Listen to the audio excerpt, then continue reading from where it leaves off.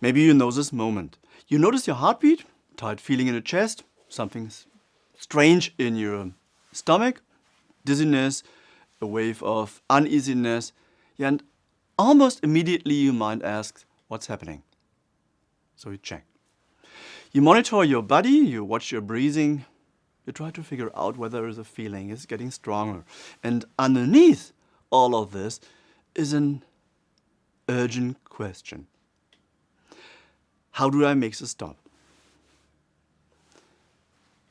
Wanting relief makes perfect sense. Yet something important can happen here. There is the original anxiety, and then there is everything you do in response to it. The checking, the monitoring, the worrying.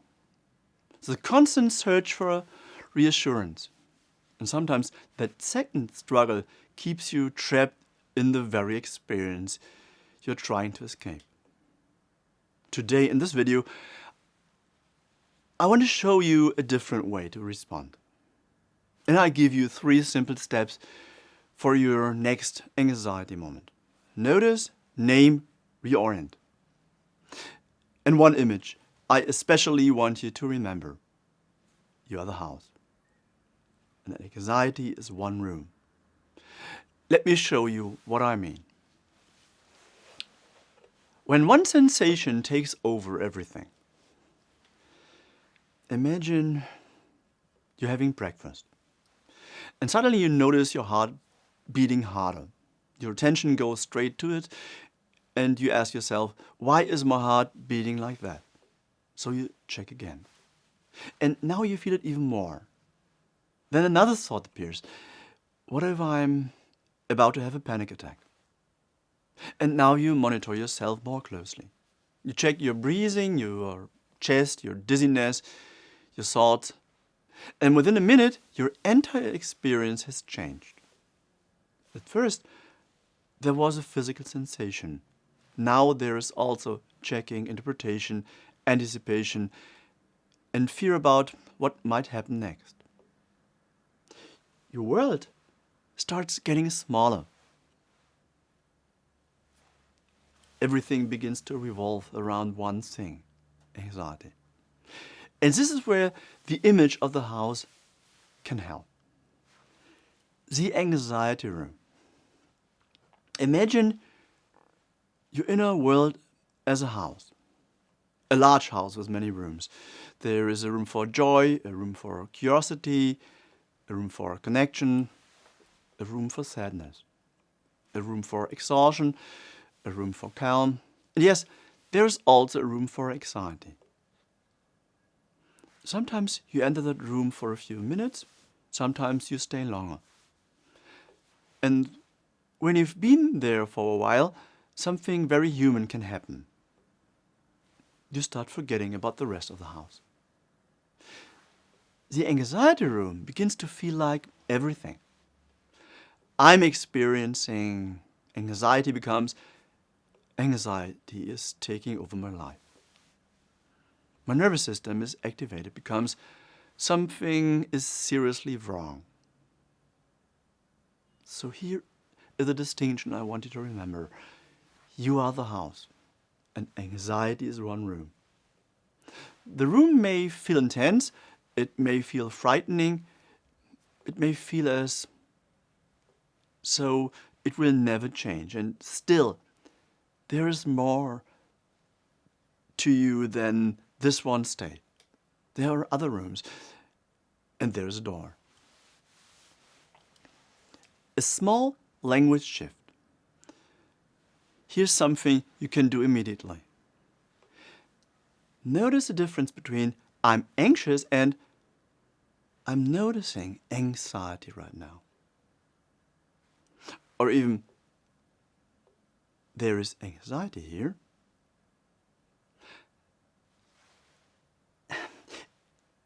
I guess it sounds like a tiny change, yet it creates a little space. And there is the experience, and there is you noticing the experience. You can observe, my heart is beating faster, my stomach is tight, my mind is predicting something scary, my nervous system is on alert. And at the same time, you can still see, hear, move. Feel your feet on the ground. Choose what you do next. Yes, anxiety can be present, and you can still be present too. And that distinction matters. The second struggle. Now let's look at what often makes anxiety even more consuming. You feel anxious, and then your mind says, this has to stop. Why is this happening again? What if it gets worse? What if this happens tomorrow? What if I lose control? And now anxiety has become something you urgently need to change, to manage. So you check your heartbeat, and you notice your heartbeat more, you monitor your breathing, and every breath becomes important. You check whether you still feel dizzy, and your attention remains fixed on the dizziness. You ask, is the anxiety getting better yet? And once again, your attention returns to anxiety. Your nervous system keeps receiving the same message. Keep watching this. This matters. And that can create a loop. Anxiety leads to checking, and checking increases attention. Attention makes the sensation more noticeable. And those sensations trigger even more anxiety. This is one reason why fighting anxiety can sometimes give it more space in your life. Does this mean you should just accept anxiety? This is where the word acceptance can create confusion. Acceptance does not mean giving up. It does not mean enjoying anxiety. And it creates sometimes an irritation. Because it certainly does not mean believing every scary thought your mind produces is right, is true. Here, that's what I want to say. Acceptance means this is what my nervous system is doing right now, and I can respond from here. That changes the task. Instead of asking, how do I make this disappear right now? You can ask, what would help me become more oriented right now? And that question brings you back to something you can actually influence. And that leads us to the 3 steps. Notice, name, reorient. 3 words. Notice, name, reorient. Let's take them one at a time. Step 1. Notice. Start with what you are actually experiencing. Keep it simple. My heart is beating faster, my stomach feels tight, my hand feels restless. There is a frightening thought. Work on separating what you observe from what your mind predicts. For example, my heart is beating fast. And yes, that is an observation. Something terrible is about to happen. That is a prediction. During anxiety, those two can feel almost identical. They're different. One describes what is happening, and the other tells you what your mind fears might happen next. Recognizing the difference creates space. Step 2. Name. Now gives the experience a frame. You might say, my nervous system is activated, or I'm in the anxiety room right now. And that sentence reminds you of something important.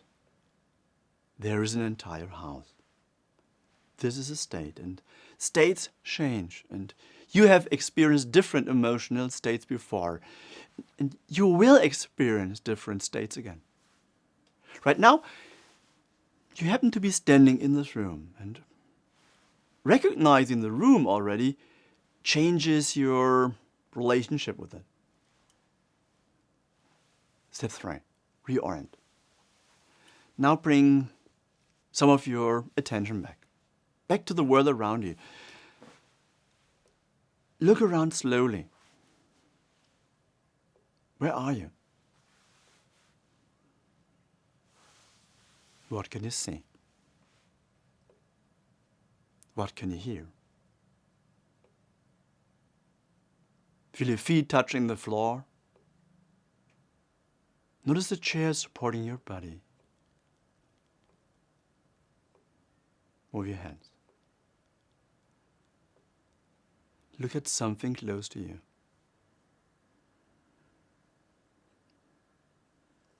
Then something farther away.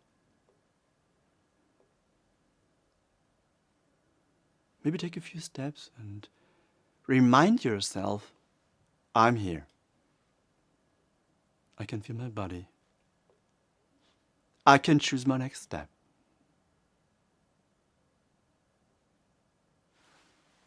The goal here is important. You're not trying to force yourself to feel calm, because then calm become another test. Am I calm yet? Is it working? Why am I still anxious? And that leads straight back into checking. So aim for something simpler. Orientation. You are reminding your nervous system there's more happening here than this one alarm signal. Do it with me. Let's practice that right now. Just for a few seconds. Feel your feet touching the floor. Now let your eyes move slowly around the room.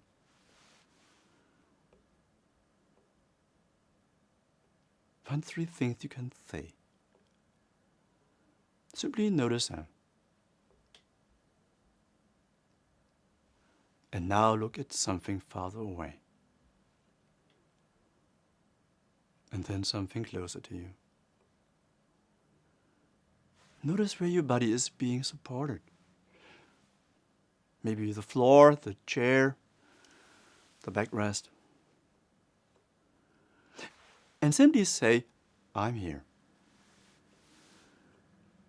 That's enough. And maybe you notice a small shift, and maybe you feel a little more space. Maybe the anxiety remains strong for now. That's okay. The success of this exercise is not measured by how quickly anxiety disappears. The important experience is you can feel anxiety and stay connected to the present at the same time. That is capacity, and capacity can grow. I still want the anxiety gone.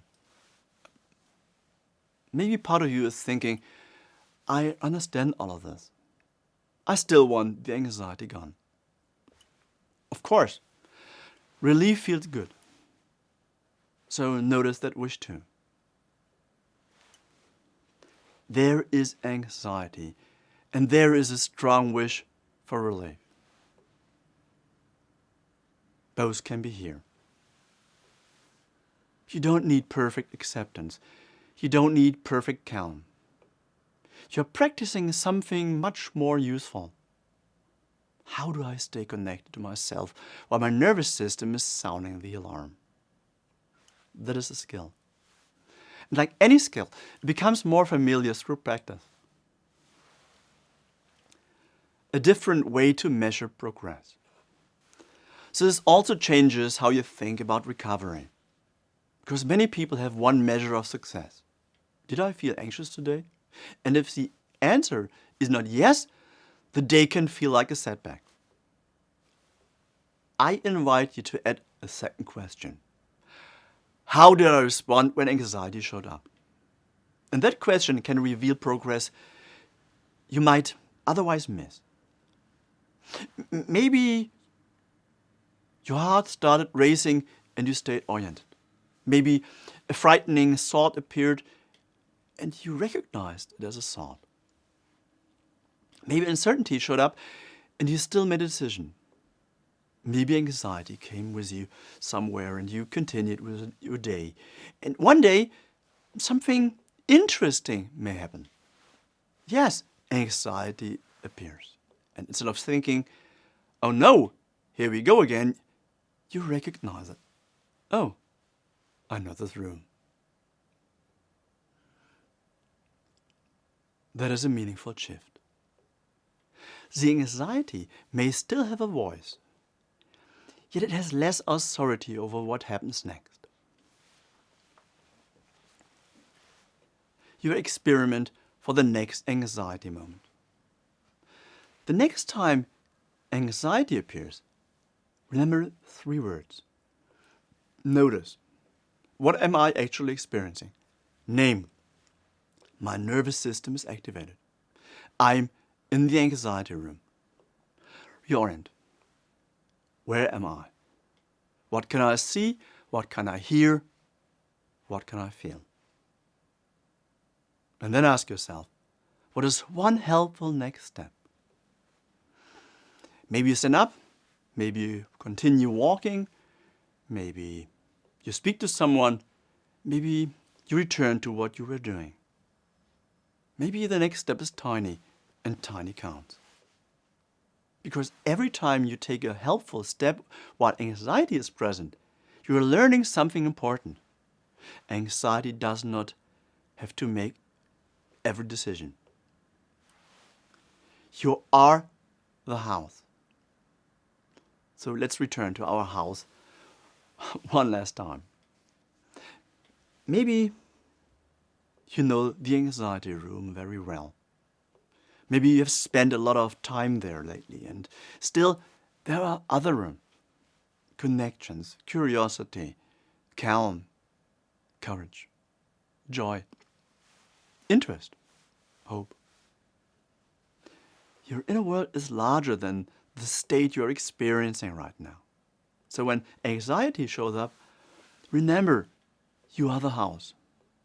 Anxiety is one room.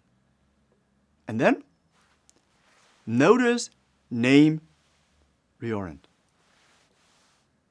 Choose one helpful next step. Because freedom doesn't always begin when anxiety disappears. Sometimes freedom begins earlier. It begins when anxiety can be present without making every decision for you.